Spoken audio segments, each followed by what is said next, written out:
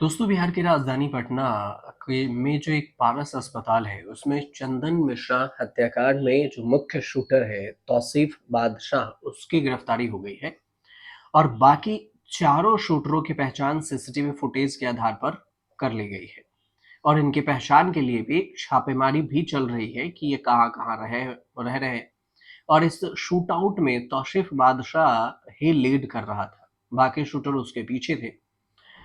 पारस hospital में जो कुख्यात चंदन मिश्रा है, उसको मारने वाला 5 शूटरों ने पहला फुलवारी शरीफ का कुख्यात तौसिफ रजा उर्फ बादशाह, दूसरा है आकिब मलिक और तीसरा सोनू, चौथा कालू उर्फ मुस्तकीम और पांचवा है भिंडी उर्फ बलवंत सिंह। इसमें आकिब मालिक और फुलवारी शरीफ का ही रहने वाला है, जबकि बलवंत बक्सर का रहने वाला है। लेकिन ये तो हुई जो चंदन मिश्रा हत्याकांड की बात। चंदन पैरोल पर हॉस्पिटल में पारस हॉस्पिटल में एडमिट था और इसकी जानकारी शूटर को मिली। शूटर आता है और पैरोल की अवधि खत्म होने से पहले ही चंदन मिश्रा को गोली मारकर हत्या कर दी जाती है। चंदन मिश्रा पर भी 25 से अधिक आपराधिक मामले दर्ज हैं। बताया ये जा रहा है कि चंदन के हत्या में 6 अपराधी शामिल थे और इसमें से 5 अंदर गए थे और बाकी जो थे वो बाहर खड़े थे। लेकिन सभी शूटर 2 अपाचे बाइक से आए। एक-एक बाइक में 3 शूटर थे और गोली मारने के बाद सभी अस्पताल से बाहर आए और तब हथियार लहराते हुए समनपुरा की तरफ भाग गए थे। पुलिस सभी की तलाश में जुटी रही और इधर बिहार में जब बवाल मचा तो इस सब के बीच में एडीजी प्रेस कॉन्फ्रेंस करने आए। जो बिहार के एडीजी हैं कृष्णन कुंदन, उनका जो प्रेस कॉन्फ्रेंस है उसमें जो बयान है वो आउट ऑफ कंट्रोल वाला बयान है, बेतुका है, बिना किसी लहजे का बयान है।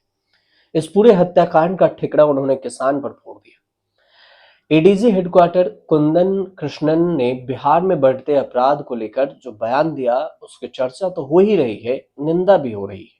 कुंदन कृष्णन का कहना है कि जब किसानों के पास मई जून में कुछ भी काम नहीं होता तो अपराध बढ़ जाता है। तो इसका मतलब क्या समझा जाए कि किसान खाली थे, किसानी मर्डरर थे। अब इस पर सियासी बवाल मचा।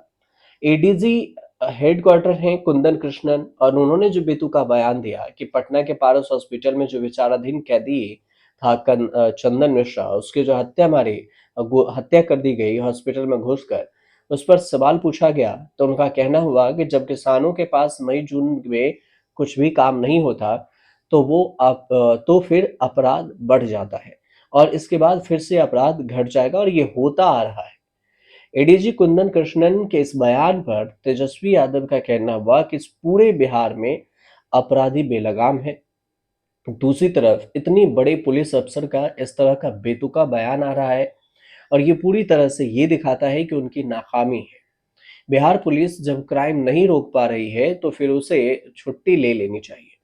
अब दरअसल बेखौफ अपराधियों ने पारस अस्पताल में जो घुसकर इलाज कराने पैरोल पर इलाज कराने आए एक कैदी को गोली मारकर हत्या की और इस घटना से ये भी बताती है कि बिहार में क्राइम रेट कितना बढ़ा हुआ है। और अब इसी बढ़ते क्राइम रेट में एडीजी कुंदन कृष्णन ने बेतुका बयान दिया, जिसके बाद खूब उनकी किरकिरी हो रही है। कुंदन कृष्णन की अगर पहले बात करें तो उन्होंने यूपीएससी पर परीक्षा पास करके कुंदन कृष्णन आईपीएस बने। तेज तर्रार अधिकारियों में ये गिने जाते हैं कुंदन कृष्णन, इनकी गिनती होती रही है तेज तर्रार अधिकारियों में। 1994 बैच के आईएएस ऑफिसर हैं। बिहार के नालंदा जिले के ये रहने वाले हैं कुंदन कृष्णन और अपने सख्त पुलिसिया अपराधियों के खिलाफ ये जाने जाते हैं। इनकी छवि ऐसे आईपीएस ऑफिसर की रही है जो न तो माफियाओं से डरता है और ना ही बाहुबलियों से। अपराधियों को तो इनके नाम सुनकर पीछे हटना पड़ता है। फिर भी ऐसे बेतुका बयान कैसे दे रहे हैं ये तो कुंदन कृष्णन जाने। कुंदन कृष्णन की पढ़ाई की बात करें तो वो एमए से डिग्री लिए हुए हैं, इतिहास से पीजी किया हुआ, मास्टर किया हुआ है। इसके बाद यूपीएससी की तैयारी किए और फिर यूपीएससी परीक्षा उन्होंने निकाले। 4 सितंबर 1994 को उन्होंने सर्विस ज्वाइन किया था। अब इनकी चर्चा 2006 में भी तब खूब हुई थी जब ये पटना सिटी के एसपी थे कुंदन कृष्णन। बाहुबली और पूर्व सांसद आनंद मोहन को गिरफ्तार कर इन्होंने तहलका मचा दिया था। आनंद मोहन पटना के एक होटल में रुके हुए थे और आईपीएस कुंदन कृष्णन ने तत्काल का कार्रवाई करते हुए उन्हें वापस सहरसा जेल भेज दिया था। छपरा, पटना समेत कई जिलों में एसपी रह चुके हैं और अपने सख्त पुलिसिया से बदमाशों के छक्के छुड़ा चुके हैं। छपरा जेल दंगे की भी बात आती है। 2002 में जब कुंदन कृष्णन सारन छपरा जेल में पुलिस अधीक्षक यानी एसपी थे, तो उस दौरान छपरा जेल में दंगा भड़क गया था और लगभग 1200 कैदियों ने जेल पर कब्जा कर लिया था।